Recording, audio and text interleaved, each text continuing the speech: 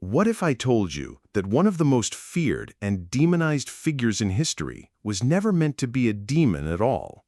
That the name Lucifer, which has echoed for centuries in sermons, stories, and fearful imaginations, once carried an entirely different meaning, one of light, wisdom, and transcendence.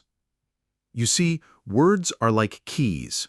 Over time, their shape may remain the same, but their power, what they unlock, changes with the hands that hold them. The word Lucifer is a perfect example. For many today, it immediately conjures images of horns, fire, rebellion, and damnation. But in the ancient world, Lucifer was not a monster. In fact, he was not even a name of a person. He was a symbol, a light bringer, a mystery hidden beneath layers of mistranslation, political manipulation, and centuries of fear-based teaching. Imagine walking into a vast, dimly lit cathedral. The stained glass windows are dusty and fractured, and the only light filtering through creates strange, twisted shapes on the stone floor. That's how most of us have come to see Lucifer, through distorted glass, painted by those who sought to control the narrative. But what happens if we wipe away the dust and let the true sunlight through? What image would appear then? In this video, we are going to do exactly that. We are going to return to the ancient texts, the original sources, and uncover the meaning of Lucifer before the shadow of fear distorted him. We'll look at how the name first appeared, what it truly signified, and why later generations reinterpreted it so drastically. Along the way, we'll explore how this transformation of meaning reflects a larger pattern in human spirituality, how light and shadow are endlessly intertwined, and how truth can be hidden in plain sight. But more importantly, we will see how the figure of Lucifer, far from just being a religious villain, represents something deeply relevant to our own lives. He is a mirror, a symbol of what happens when illumination turns into pride, when knowledge becomes arrogance, and when freedom collides with responsibility. But here's the twist. Lucifer is not simply about evil or rebellion. In many traditions, he symbolizes the inner spark that longs for light, the part of us that questions, that dares to seek more than what we're told. And that spark, like fire, can either illuminate our path or consume us entirely. So, as we move forward, I invite you to set aside the images you've been given. Forget for a moment the horned figure of medieval art or the fiery devil of popular culture. Instead, step with me into the ancient texts themselves, into the Hebrew scriptures, the Latin translations, and the esoteric writings where Lucifer first appeared. By the end of this journey, you may discover that Lucifer's story is not about a fallen angel at all, but about the human struggle with enlightenment, freedom, and the cost of divine knowledge. This is not just a tale about the past. It's a story about you, about me, about anyone who has ever dared to reach for the light and wrestled with the shadow that follows. To understand the real meaning of Lucifer, we must begin at the source, the ancient texts themselves. Surprisingly, the name Lucifer does not appear at all in the Hebrew Bible. The word only enters the story much later, through translation. The origin lies in the book of Isaiah, chapter 14, verse 12. In the original Hebrew, the prophet is addressing a fallen Babylonian king, mocking his downfall. The phrase used is Hallel ben Shakar, literally, shining one, son of the dawn. This phrase was never a proper name. It was a poetic image, a metaphor comparing the arrogant king to the morning star, Venus, which rises brightly at dawn, only to vanish in the light of the sun. Centuries later, when Jewish scriptures were translated into Greek, the Septuagint, and then into Latin, the Vulgate, the metaphor took on new form. The Latin translators rendered Hellel as Lucifer, a compound of lux, light, and fere, to carry. In Latin, Lucifer simply meant light-bringer, or morning star. It was a common word, even used to describe the planet Venus, or metaphorically for poets, wise men, and even Christ himself in certain New Testament passages. And yet, over time, something shifted. As Christianity grew and spread, teachings about angels, demons, and cosmic battles began to evolve. The image of the proud Babylonian king described in Isaiah was reinterpreted as a description of a cosmic being, an angel, who rebelled against God and fell from heaven. The word Lucifer became attached to this myth of the fallen angel, despite the fact that the original Hebrew text never said such a thing. This transformation tells us something profound. Language is never neutral. Each translation is like a prism, bending the light of meaning in subtle but powerful ways. What began as a metaphor for the rise and fall of kings became the archetype of rebellion itself. But here's where things get even more fascinating. In early Christian texts, the name Lucifer was not always negative. In fact, the term was used positively in reference to Christ as the morning star in the book of Revelation. The same Latin word, Lucifer, could refer to the ultimate bringer of divine light, or to the archetype of pride and downfall. This paradox alone should make us pause. In the esoteric traditions that flourished in the centuries that followed, Hermeticism, Gnosticism, early Christian mysticism, Lucifer took on yet another layer of meaning.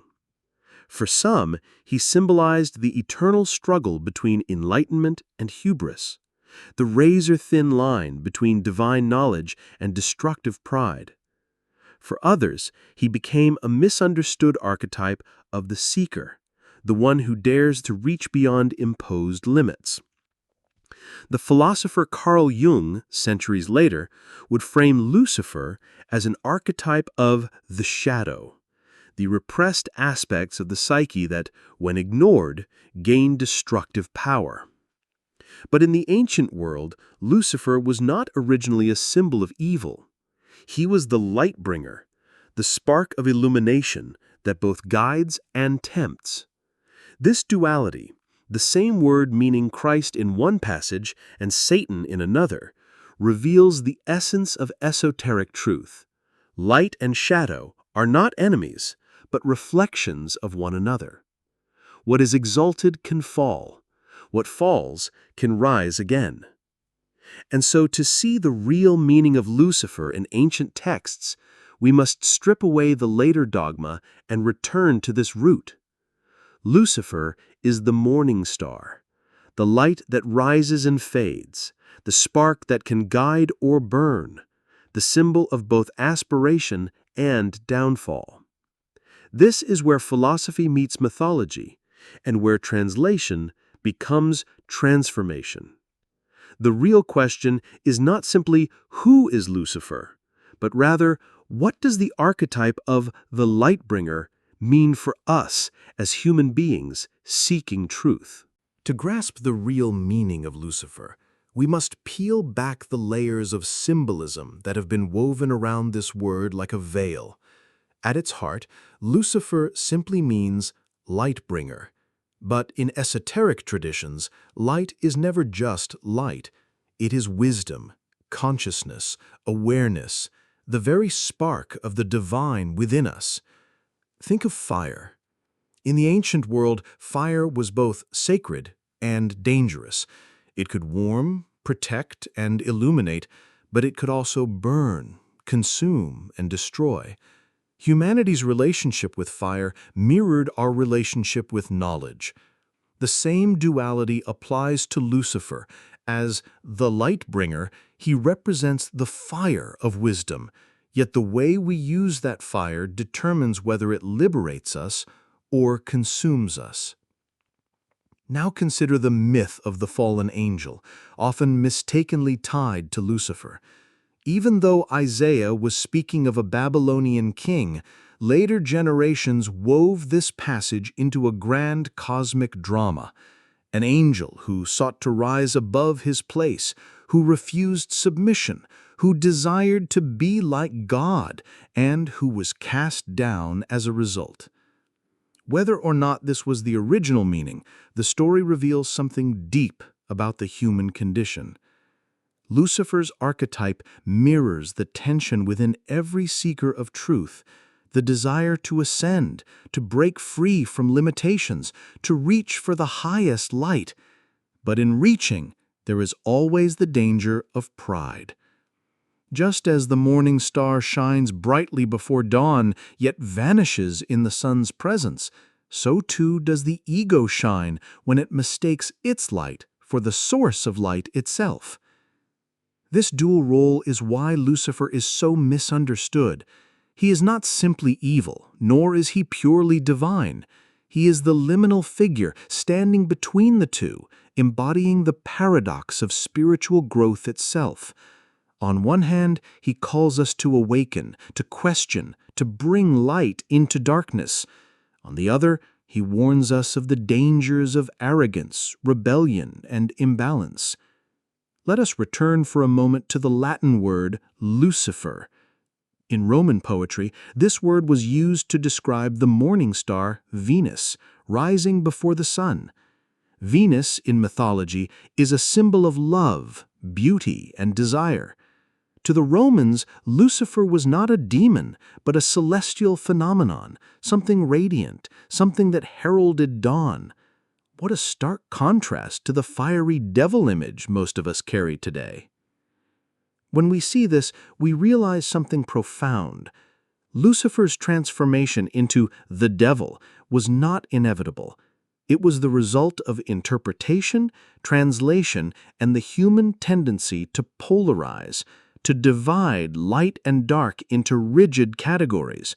But in the esoteric view, Lucifer was never meant to be imprisoned in one role. He is both the bringer of light and the cautionary tale of misused light. Esoteric teachers often framed this paradox in terms of initiation. The seeker on the path encounters the Luciferian moment, a test in which one receives knowledge, power, or illumination. The danger lies in what one does next. Does the seeker use this knowledge with humility, in harmony with the divine? Or does the seeker grasp at power, letting pride corrupt the gift? This is why Lucifer is more than a character in Scripture. He is a mirror for us. Every time we are given light, insight, wisdom, and inspiration, we face the same choice: to embody humility and alignment, or to fall into ego and disconnection. The morning star rises before the sun, but its light is fleeting. This is the lesson hidden in the name Lucifer. Illumination is real, but it is not ultimate. True light comes from the source itself, and the light bringer, if mistaken for the source, becomes a fallen star. So, in part one of this explanation, we see that Lucifer's real meaning is not about Satan or demons at all. It is about the paradox of enlightenment, the beauty and danger of carrying light. He is not the enemy of humanity, but a symbol of our deepest spiritual challenge, to carry the flame without being consumed by it. In part one, we uncovered how Lucifer symbolizes the paradox of carrying light, illumination that can guide or destroy depending on how it is used. Now let us journey further into the esoteric traditions and hidden teachings that reveal even deeper layers of this archetype. First, let us ask, why has Lucifer remained such a powerful image across centuries? Why does the very word provoke such visceral reactions, even today? The answer lies in what he represents: the eternal struggle between authority and freedom, between obedience and rebellion, between the given order and the daring quest for more. In Christian mysticism, Lucifer's fall became the ultimate cautionary tale of pride. He was described as the brightest of angels, the most radiant of beings, who in his beauty and power sought to rise above his station. This story is not merely about an angel. It is a parable about the soul. Every seeker encounters a moment when spiritual pride arises, the temptation to see oneself as separate from or superior to the divine source. This is what mystics warn against, the fall that comes when light forgets its origin. But in Gnostic and Hermetic writings, we find a very different tone. Here, the bringer of light is not always a villain, but sometimes a liberator. For example, in Gnostic myths, figures like Sophia or the serpent in Eden represent forces that bring hidden knowledge to humanity, even against the will of rigid powers.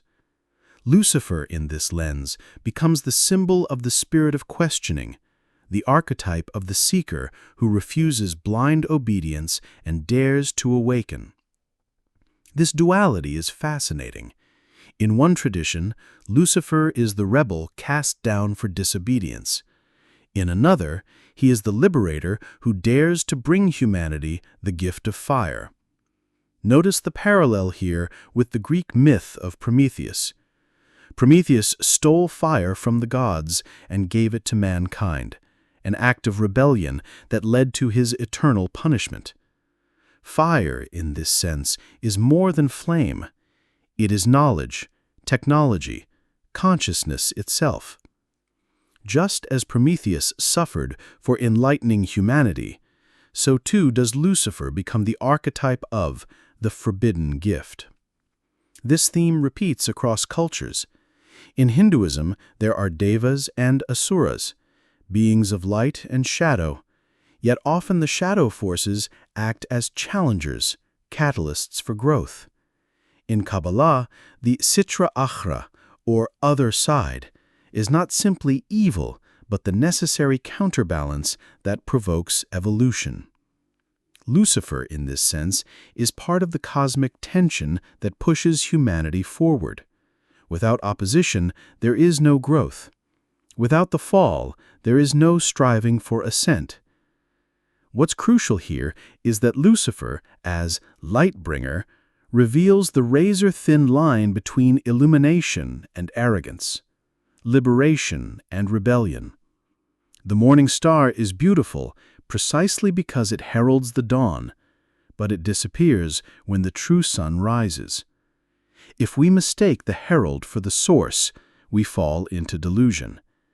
But if we recognize it for what it is, a signal, a spark, a guide, we can follow it toward the greater light. Esoteric teachers often warned that every gift of light is also a test. Knowledge can uplift or corrupt.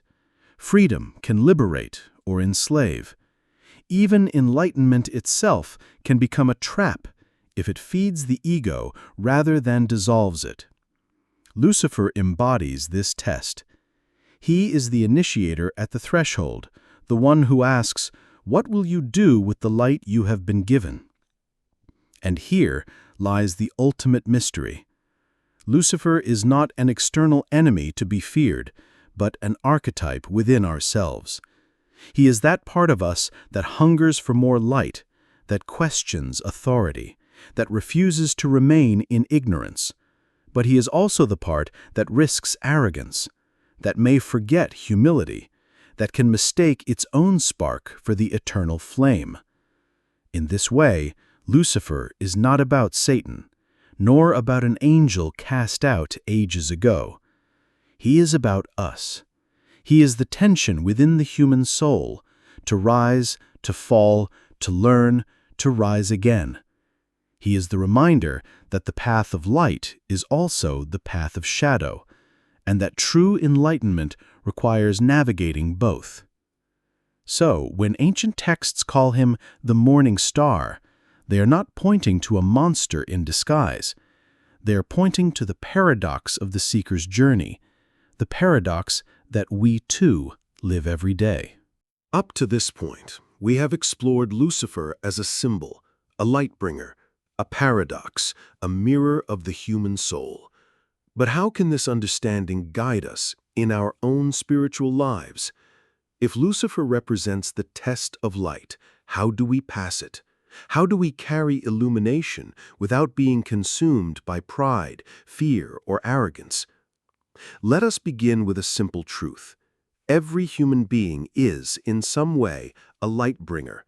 Each of us has flashes of inspiration, moments of clarity, or insights that can illuminate the path for ourselves and others.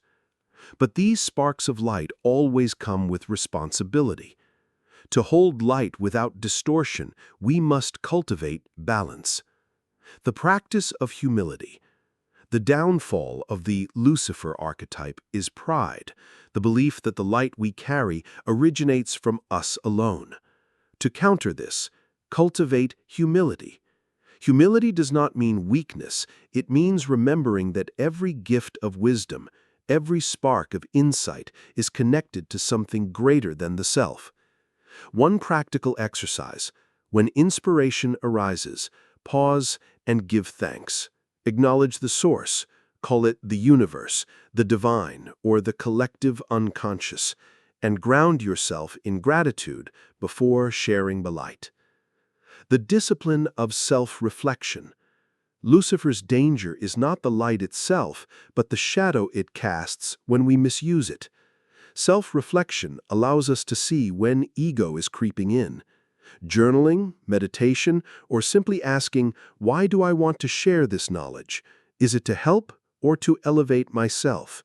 Can transform the way we engage with wisdom.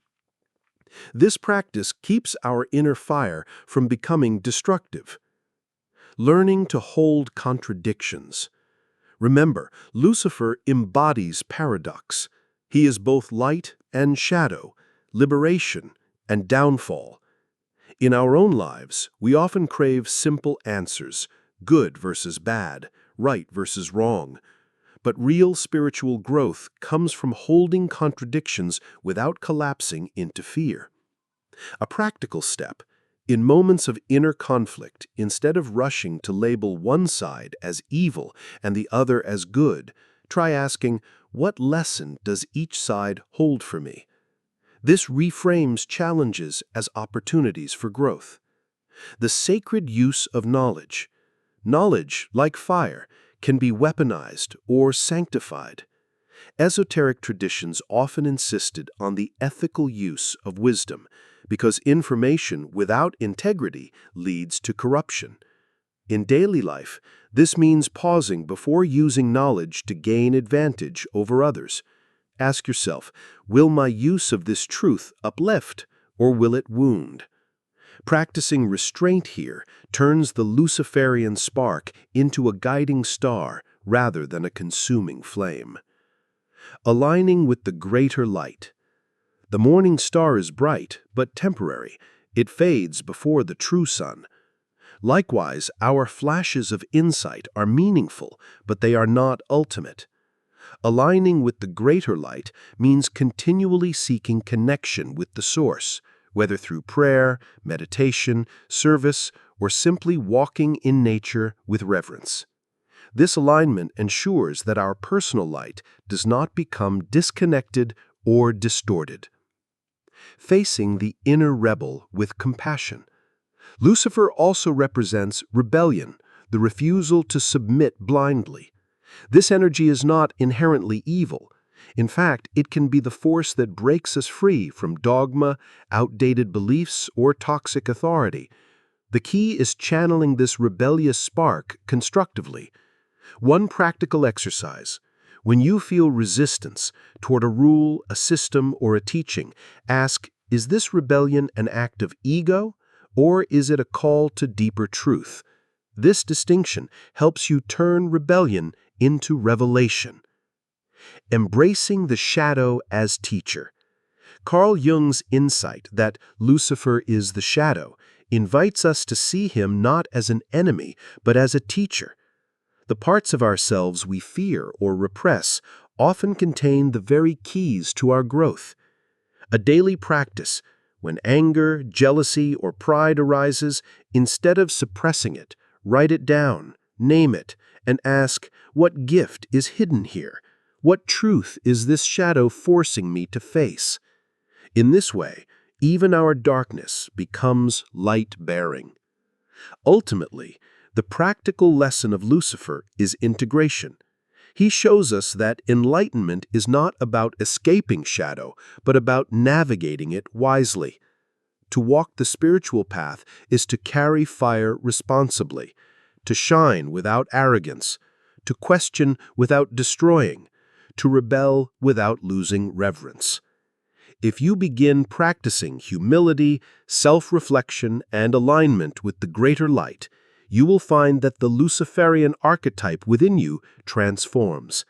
The inner rebel becomes the seeker, the shadow becomes a teacher, and the light you carry no longer burns, it guides.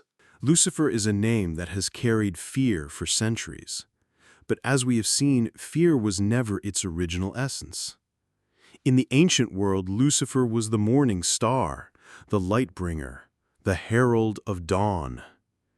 Through mistranslation, reinterpretation, and centuries of theology, this symbol of illumination was recast as a villain, a devil, a warning against rebellion. Yet behind the distortions, the archetype still speaks to us. Lucifer is not merely a character in Scripture, he is a mirror. He reveals the dual nature of light, the gift of knowledge and the temptation of pride, the spark of freedom and the danger of arrogance. He is the eternal reminder that to carry light is both a privilege and a responsibility. We learned that the original Hebrew text of Isaiah was about a king, not a demon. We saw how the Latin Lucifer meant nothing more than light bringer. We explored how esoteric traditions viewed this archetype not as pure evil, but as the paradox of enlightenment itself, the razor's edge between illumination and downfall. Most importantly, we discovered how Lucifer's story lives within us. Every time we receive insight, inspiration, or a glimpse of truth, we face the same test. Will we hold it humbly, or will we let pride corrupt it? Will we use the flame to light the way, or will we set fire to ourselves and others? The practical path forward is one of humility, reflection, and alignment with the greater light. Lucifer reminds us that we are all light bringers, but only when we remember that the true source is beyond us. When we forget this, we fall like the morning star that fades at sunrise. When we remember it, we shine in harmony with the eternal sun. So perhaps the real meaning of Lucifer is not about rebellion or punishment at all. Perhaps it is a lesson whispered to every seeker. Carry the light, but do not mistake yourself for the source. Question, but do not lose reverence. Rise, but remember that the higher you climb, the more humility you need. And maybe, just maybe, Lucifer's fall is not the end of the story. For just as the morning star disappears in the dawn, it always returns the next day, reminding us that even after a fall, light can rise again. The question I leave you with is this: when the spark of illumination ignites in your soul, will you use it to rise into wisdom or to fall into pride? The choice is always yours.